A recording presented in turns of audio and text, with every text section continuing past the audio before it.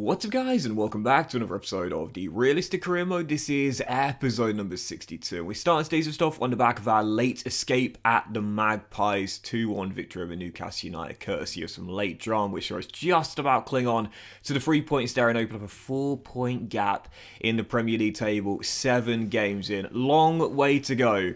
But the ideal start for Chelsea. Already a game's separation, 7 matches into the season. It's safe to say I've had a pretty decent start to life at Stamford Bridge. Fortunately, you would have seen as well, N'Golo Kante's injury was just a 5-day one. Now, really briefly on injuries, as you know, I've upped the injury frequency and severity sliders quite a bit. The injury frequency right now is on 85, which is incredibly high. Now, we know that Ben Chilwell went down on the opening day of the season at Old Trafford. He's done for 4 months. Kante's injury is just a 5-day one. I'm still thinking about upping the injury slider even more so, the frequency at least, because it really is crazy to know it's at 85, a whole 35 plus 35 more than the default slider of 50. Yeah, that's still only our second injury of the season. Okay, we're only 7 games into the campaign, but if you remember during our time with Southampton, even playing Europa League football last season, we still barely got any injuries. And the one thing I would say as well is Kai Havertz almost scored his sensational solo goal here in our first game of today's episode against Jurgen Klopp's Liverpool in West London. The one thing I would say is this: I think EA have got to start understanding that injuries are part of the game. And I mentioned before, if you leave the injury frequency slider on 50, you won't get an injury. You might get 1 a season. That's it. And it really is just super unrealistic, and it does kind of break away from the immersion of the game as well. I do understand why they don't like to have many injuries during the game, because it's a game mode which, as I mentioned before, is streamlined, is simplified for a very important reason. Look at the line here, by the way, as we catch Salah offside. That is serious cooperation from our back 5 there. But yeah, I do feel as though you should be able to get more injuries when you up the frequency slider as much as I have. It's on 85. I'm still getting very few. Hopefully this season though, we'll see a few more, as it is incredibly high. Anyway, yeah, taking on Liverpool for the first game of today's episode on the back of the win at St James's Park. Well, had the first chance of the game, but after that, Liverpool just, I mean, I don't know how to explain the first half of this game, but as Diogo Jota scored the first, he's off to a sensational start. And by the way, can we just say, Liverpool's recruitment in the Jurgen Klopp era, it's absolutely sublime. Jota, what a signing he has been from Wolverhampton Wanderers. Off to a great start this season in the game as well. Opened the score after a clever little back heel from Salah. And after some great football just inside my area here, 48 minutes in, we could have gone 2-0 down. Good save, we had a while Mendy bailing me out with a quick footwork there. I had to show you that. That's the AI operating on Ultimate and operating to their extremely high level of awareness. That was just amazing passing and moving there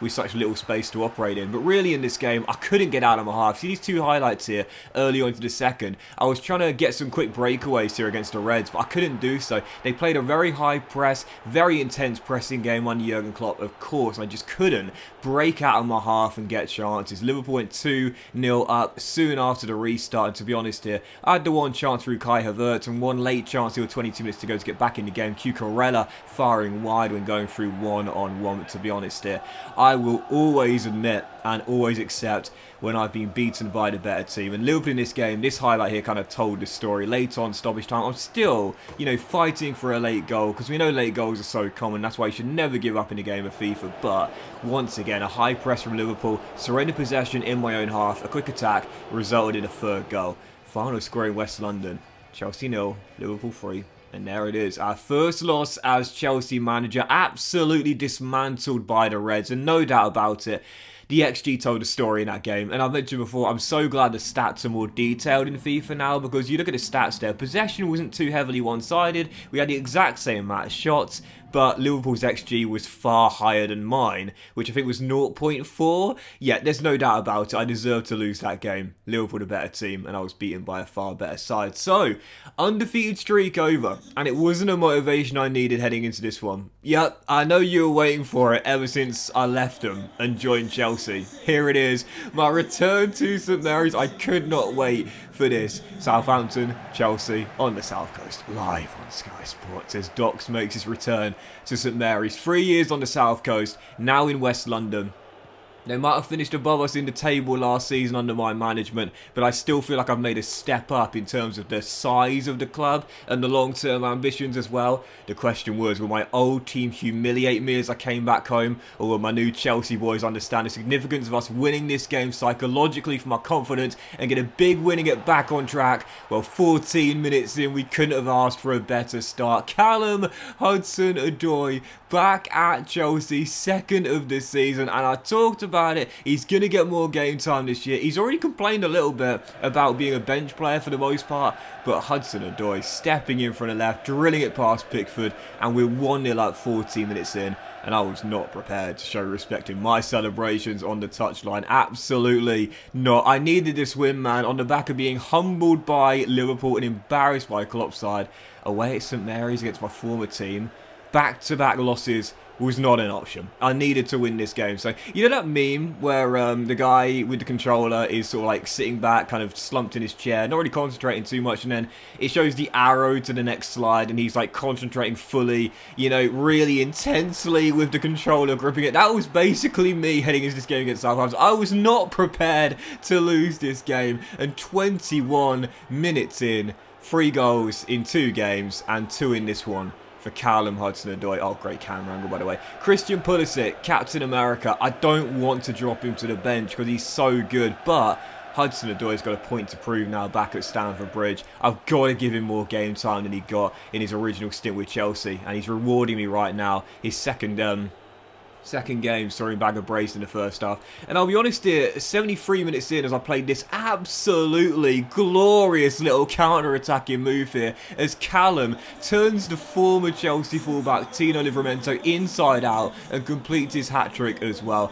I really was on it in this game, and I was so composed and so controlled. And to start the season off with Chelsea, this was the biggest game for me. Never mind Liverpool, never mind Arsenal. This is the biggest game psychologically. I couldn't lose against my former team Southampton back at my old stomping ground. And I really was on it. The Saints, I only gave them 1 chance in the game, and Edouard Mendy made a brilliant save there to keep it at 3-0. My passing was so good, and it was total, like, polar opposite to the Liverpool game. I really felt in control. And even when Saints are operating this high press, like right here, and for the build-up for our 3rd goal as well, I just felt so composed and so in control. And 83 minutes in, as Kante rolls it across, Tammy Abraham, our top scorer, adds a 4th in what was without a shadow of a doubt my best performance controlling Chelsea. 4-0 on the South Coast. Absolutely dominant, fully deserved victory as Callum bags 3, gets our first hat-trick of the season, and Tammy wrapped up the rout as well. Those final 2 goals were absolutely brilliant counter-attacks. I mean, the 3rd goal in particular, the little flick just inside our half from Kante, I think it was, to set up the move, that was just absolutely sensational. And then playing out from inside my own 6-yard area with Mendy to build up for our 4th goal as well.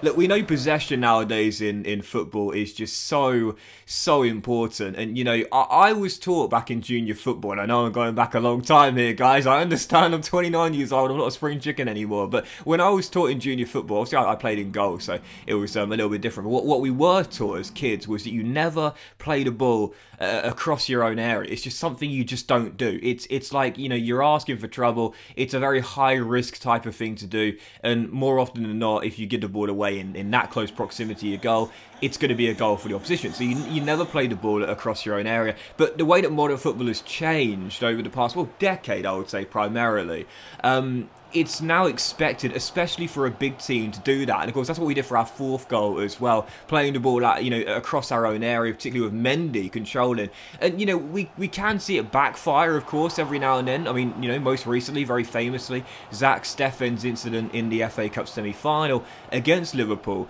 But nowadays, the big teams hoofing the ball and surrendering possession, it's kind of like a no-go, really, for the biggest of clubs. And keeping hold of the ball at all costs is just a far more favourable approach than launching it long and trying to win a 50-50 duel in the air. And in that game there against Southampton, I have to say it was so funny, because in the game against Liverpool, the way they were high pressing me, I surrendered the goal for it. Well, 2 goals actually in that demolition job in West London. But against Southampton, I just felt a lot more composed, a lot more controlled. And sometimes, I often talk about this, you know, playing against the best teams and playing in games which are so difficult, they make you a better player and you learn from your mistakes. I certainly did for that one there. But anyway, following game, third and final one, Arsenal EFL Cup, round of 16 away at the Emirates. I picked a strong lineup for this game as well, but I didn't play well in this one at all. Though for the goal I conceded, Jonathan Bambo opened the scoring in the second half. Ben Godfrey, what is he doing there? That was one of the most frustrating goals I conceded in this year's FIFA. I had to show you the first replay. I'm not controlling Godfrey, but he goes all the way back to his 6-yard area. And he doesn't even stick tight to Jonathan Bam. What are you doing? Stand still on the edge of your area. And he's about 10 yards offside. Why is he going back the whole way to his own 6-yard line? And, you know, just standing there and not even being close to Bamba. If you're going to go back all the way, at least stand next to the guy. Don't just leave him in space and play him 10 yards onside. That was ludicrous there. One of those goals where you just like, seriously, AI? I feel like you've just shot me in the foot there and there's nothing I could have done. But I left it so late to get chance in this game, to be fair. I didn't play well in the first hour at all. After Bamba got the goal, I really woke up though. And I did get bailed out late on. 6 minutes to go. Captain America back in the team after being left out against Southampton, favour Hudson-Odoi, makes it 1-1, levels it, seems as though we're going to send the game to a penalty shootout with a final chance fall into the American winger, puts it just wide with the final kick of the game. It was like almost got a late winner from a goal down to winning it 2-1 in the final 5 minutes, just wide by Pulisic, final score 1-1, and that would do it. Penalty shootout at the Emirates, see who goes through to the EFL Cup quarter-final. Crazy, isn't it? Rarely have penalty shootouts. Now I've got 2 in a few episodes after our FA Cup final penalty shootout against Liverpool with Southampton. So penalties would separate the two teams here at the Emirates Stadium. I've got to be honest, even though I won the FA Cup final on penalties and I scored them all, I wasn't feeling too confident. The first 3 were scored, but after Dembele was denied by Aaron Ramsdale, and Martin Odegaard sent Nick Pope the wrong way, I was staring down the deficit of a 2 penalty deficit, if you will, and Pulisic, after hitting the crossbar, meant it was basically almost over. I missed 2 of my 3, the Gunners had scored all 3. I had to stop Guendouzi's penalty with Nick Pope to keep the glimmer of hope alive. And the former Burnley shot stopper, to be fair, low down to his left, did push it behind. So I still had a very slim chance of forcing sudden death. Billy Gilmore had to score though. I'd missed 2 straight. I gotta be honest, I was feeling pretty nervous, hence with the left stick shaking a little bit here as I wound up my run, trying to put it in the top corner and hit the crossbar. Billy Gilmore hits the woodwork. Second time I hit the woodwork in 3. Missed 3 of 4 penalties. Yeah, normal service resumed, I think. If you've been watching me for a while, you know I'm absolutely dreadful at penalties. How I won the FA Cup final on spot kicks, I don't know. It was a fluke. It was a one-off. It won't happen again. Knocked out on the spot kicks. 1-1 over 120 minutes. And I missed 3 of my 4 in the shootout. Arsenal make it through to the quarterfinals. And whilst it doesn't count towards the objectives, but it is still a trophy, and it's now gone. Out of the EFL Cup in the last 16 on spot kicks. And I guess the only good thing is knowing after 2 defeats in 3, our unbeaten start has gone to this season and we're out of the Cup as well. At least we're still 4 points clear of the top on the back of our big win at Southampton. Long way to go. Little bit of doubt here for the first time as Chelsea manager. It was going to happen at some point. Guess you just got to be thankful right now we're still leading the league. But that will end today's episode of the Realistic Career, guys. Big thank you for watching. I hope you enjoyed. If you haven't, please drop a like. Much love to you all. Have a fantastic day. I'll promise I'll practice on my penalties. And I'll see you for the next episode of the Realistic Career Mode very soon.